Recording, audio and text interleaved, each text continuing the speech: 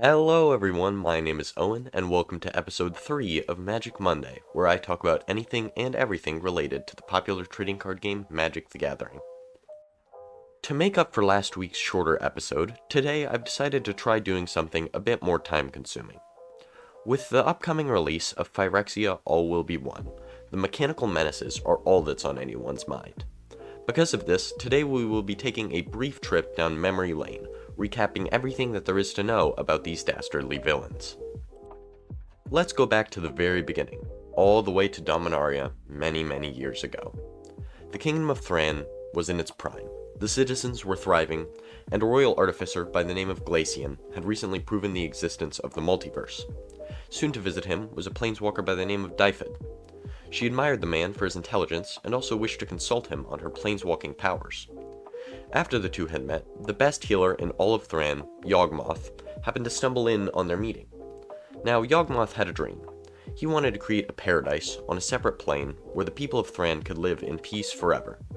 After hearing about their topic of conversation, the healer used his charm and charisma to talk Dyfed into helping him search for a suitable plane. A while later, Dyfed had found a plane that looked good, and returned to Thran to find that control of the Empire had been forcibly seized by Yawgmoth.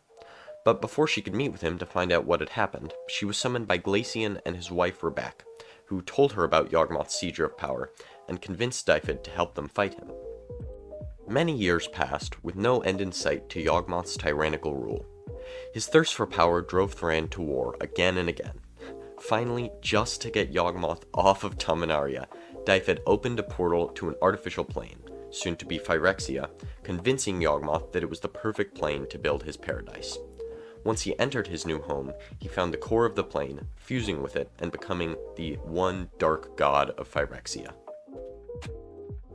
In his newly founded Utopia, Yawgmoth built up the population by taking in anyone who had been exiled from Thran. These outcasts often came with a condition commonly known as phthisis, a terminal disease caused by continued exposure to Power Stone radiation. Yawgmoth would cure this disease using a process that he called phyresis.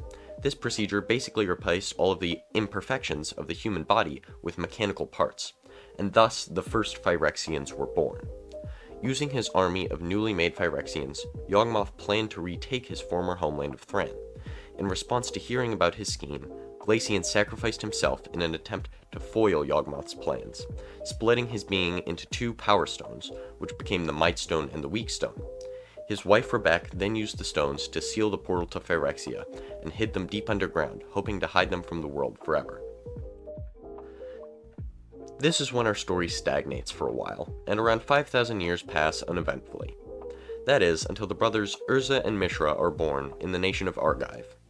They grow up in peace and eventually go to learn under the famed archaeologist Tokasia. During a dig on an unexplored site, the brothers find the Might Stone and the Weak Stone. They go splitsies, each taking one stone, and in doing so, inadvertently reopen the portal to Phyrexia. Yawgmoth notices this newly reopened portal and begins to put his plan into action. He sends Gix, a Phyrexian demon, through the portal to scout ahead. Gix travels around Dominaria, building up somewhat of a cult following, and using this newfound popularity, manipulates Mishra during the Brothers' War. Now, this Brothers' War goes on for a while, with neither side really winning, until, in the final battle at Argoth, Urza detonates the Argothian Silex, obliterating everyone there and forcing the Phyrexians to retreat to their home plane. The result of this explosion was the creation of the Shard of 12 Worlds, which effectively isolated Dominaria and the planes around it from the rest of the multiverse. This separation sealed the portal to Phyrexia yet again, though only temporarily. The portal opens for the third time in the year 2934 AR, when the planeswalker Freyalise casts the World spell, ending the Ice Age and breaking the Shard of 12 Worlds. Gix returns through the portal to Dominaria and picks up where he left off, building even more of a following than he had before. He makes his base of operations around the original portal in the Caves of Koilos, and starts to plan the demise of Dominaria once again. Unfortunately for Gix, Urza catches wind of this, and he and his allies go to the caves to stop Gix once and for all. They had a super intense battle, super climactic, la-di-da-di-da, oh look, Gix is dead, and so are all of Urza's companions. Gee, I sure hope that won't become a regular thing. Fast forwards a little bit, and Yawgmoth has concocted yet another dastardly plan to take over Dominaria. This time he intends to build a small plane in a pocket dimension next to Dominaria, and use it as a staging point for his big invasion. Little does he know, planes aren't that easy to control, and soon the plane gets a bit too big to handle. Since it's so close to Dominaria, this massive increase in mass naturally causes some issues. The new plane of Wrath starts to overlay onto Dominaria, causing all sorts of dimensional problems, bringing creatures and objects in from entirely different planes. Though this overlap was only temporary, it was enough to create a small window for the Phyrexians to start their invasion. Finally, after so many little Scooby-Doo-esque plots, we get to the big invasion. The Phyrexians, using their recently discovered portaling technology, fly in on their epic portaling airships, and proceed to attack the kingdom of Benalia. After an extremely one-sided fight, the Phyrexians destroy the kingdom, and move on to bigger and better targets. Yawgmoth's armies also wipe out Teleria and New Argive. Once they take control of the Burning Isles, they make their base at the swamp known as Urborg. After many long and challenging fights, the Dominarian forces destroy the last of the portal ships, and the first wave of the invasion ceases. Unluckily for our good friends, the Phyrexians also have a ton of their forces stationed on Wrath, which just so happens to be superimposed onto Dominaria at this very moment. Thus, the second half of the invasion began, resulting in many deaths on both sides.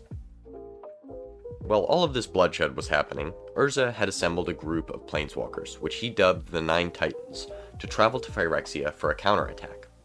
The Titans, armored in Urza's special Titan engine suits, went on the offensive, planeswalking to Phyrexia and wreaking havoc, hoping to find and kill Yawgmoth. After much destruction, their attack was interrupted when one of the Titans, Tevesh-Sat, betrayed them, killing the planeswalker Daria in the process. But Urza had planned for this, and he'd implanted a device into each Titan engine that would allow him to kill the user with a press of a button. He killed Sat, using his life force to fuel his Master Soul Bomb, a devastating weapon that could cause a chain reaction, detonating other smaller soul bombs throughout Phyrexia. But during his time on the plane, he grew to sympathize with his enemies, and couldn't bring himself to detonate this bomb. He dismantled it, making his way to Yawgmoth, who he would serve for the rest of his pitiful life. Despite Urza's betrayal, the remaining Titans were able to detonate a variety of smaller soul bombs littered around Phyrexia, decimating what remained of the plane. Now we take a small detour to the Phyrexian arena, where Yawgmoth is forcing Jared and Urza to fight to the death. Jared, who had betrayed his crewmates on the Weatherlight, bests Urza in a one-on-one duel, and beheads him, ending his life.